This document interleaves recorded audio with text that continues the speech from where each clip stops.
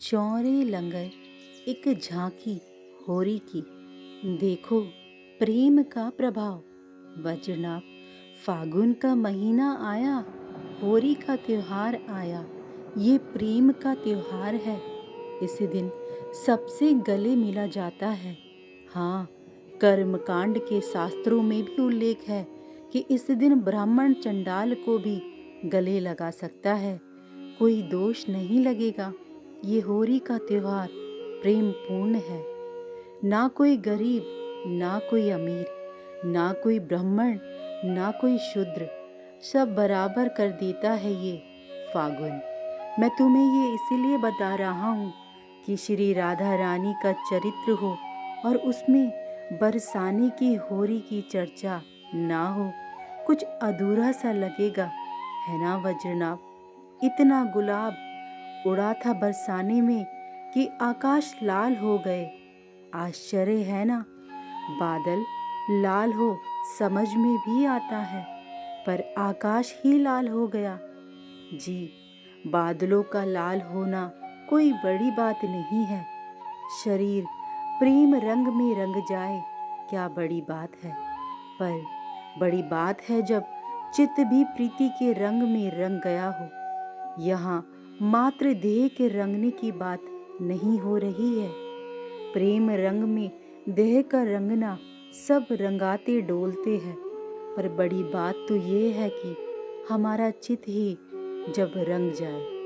क्या चले थे बरसाने की होरी में, पिचकारी की बौछार, गुलाल और अबीर के उड़ाने से चारों ओर लाल ही लाल। केसर की किच और टेसू के रंग से जमीन भी लाल हो गई थी।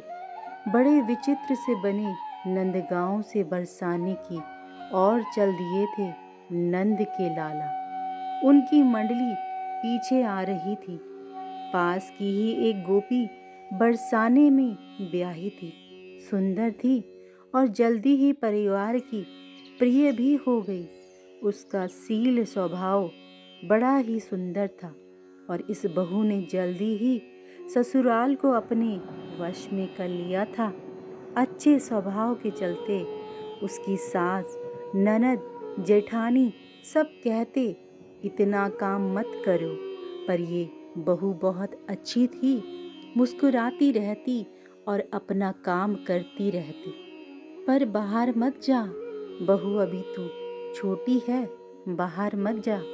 सासू मना करती, पर गोप वधू को बिना बाहर गए कैसे चलेगा? अजी, गोबर उठाना ही पड़ता है, गाय के लिए सानी लगानी ही पड़ती है, कंडे बनाने ही पड़ते हैं। अब बाहर न जाने से कैसे होगा? जाने लगी बाहर भी, गाय को घेरना, घास काटना, कार्य तो होते ही है घर में। धीरे धीरे उस नई गोप वधू ने इन कार्यों में भी अपनी दक्षता का परिचय दिया। पर अब तो फागुन का मस्त महीना आ लगा था। बरसाने के लिए चले थे कन्हैया। फागुन की हवा में कुछ मतता होती ही है।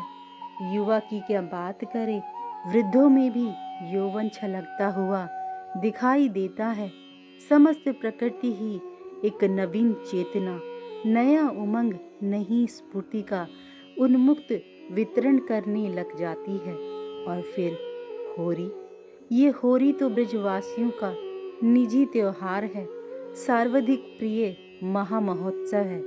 आज जिधर देखिए काजल लगाए, ललाट और कपोल पर चंदन से चित्र किए, अटपटे वस्त्रों से सुसज्जित, पान चबाते हुए, गारी गाते हुए, गलबाहियां दिए ग्वाल बालों की टोली मस्तानी अदा से घूम रहे हैं। कहीं दूर बरसाने की पहाड़ियों में कोई ब्रजवासन मधुर कंठ से होरी गा रही है, कहीं परस्पर मीठी नोक झोंक हो रही है। बरसाने में मीठी छेड़छाड़, उधम हासी, जिधर देखो उधर ही चल रही है। अरे बहू, तू कहाँ जा रही है? देख, आज होरी है, आज हमारे बरसाने की होरी है, इसीलिए तू मत निकल। सासू ने अपनी उसी नई बहू को समझाया, माँ कुछ नहीं होगा मुझे, मुझे बरसाने में सब जानते हैं, मैं बहुत मर्यादित हूँ। मेरी और इस बरसाने का कोई ग्वाला भी देखने की हिम्मत नहीं करता, डरता है। बहू बोलती गई, पर वो नंद का लाला, सासू जानती है कि ये नंद गांव वाले कितना उधम मचाते हैं। पिछले साल का पता है, पर इस नई बहू को नहीं पता, ना ये मानने वाली थी। तो इस उधम भरे होरी के माहौल में वो मना करने पर भी घर से निकली यमुना झल भरने। अरे ये कौन है उधमी, टक्कर मार के चलो गयो। गुस्सा तो बहुत आया, पर कोई बात नहीं, उलझने से लाभ भी नहीं था।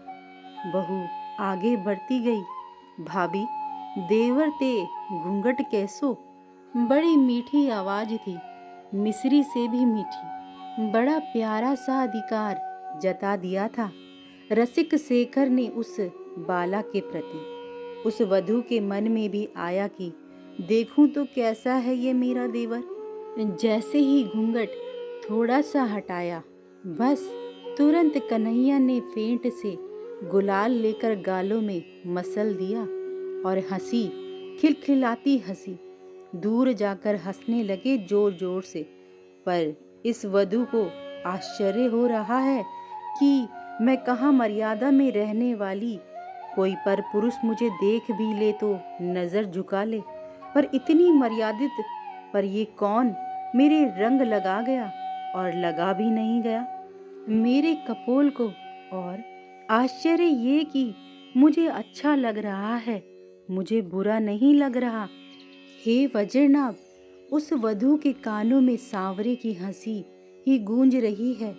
क्या वो गया? देखूं तो। ऐसा विचार करके जैसे ही घूंघट को फिर हटाया, भाभी मेरे गेंद तो दे जा।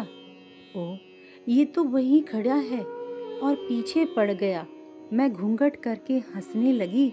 मुझे अपने हंसने पर भी आश्चर्य हो रहा था कि ये कोई लड़का अभद्रता कर रहा है और मुझे हंसी आ रही है, पर है बड़ा सुंदर प्यारा सा छैला। भाभी मेरी गेंद चुराई है तूने, अजीब लड़का है ये तो। अब बहू को लगा बनावटी क्रोध करना ही पड़ेगा। घूंघट को हटाकर वो वधू चिल्लाई, झूठ बोलते हो, मैंने तुम्हारी गेंद देखी भी नहीं है, झूठे, कौन हो तुम? अब तो भाभी की विचित्र स्थिति हो गई, पर तब तक बहू तू ठीक तो है ना? सासू और इस वधू का पति दोनों दूर से आते हुए दिखाई पड़े। बहू तो बैठ गई थी जमीन में, तलाशी लेने ही वाले थे श्याम सुंदर कि तभी बहू, किसी ने रंग तो नहीं लगा दिया? बस जैसे ही श्याम सुंदर ने देखा इसके पति और सास आ गए हैं, वे भागे। हे वज्रनाभ, श्याम सुंदर को दुख हुआ कि नहीं पता नहीं, पर उस बेचारी बहू को बड़ा दुख हुआ कि ये सास और पति देव क्यों आ गए। उस वधू की वेदना को कोई संवेदनशील व्यक्ति ही समझ सकता है। श्याम सुंदर तलाशी ले रहे थे, पर अपना माथा पकड़कर बैठी है ये वधू। जय श्री राधा, जय श्री हरिवंश।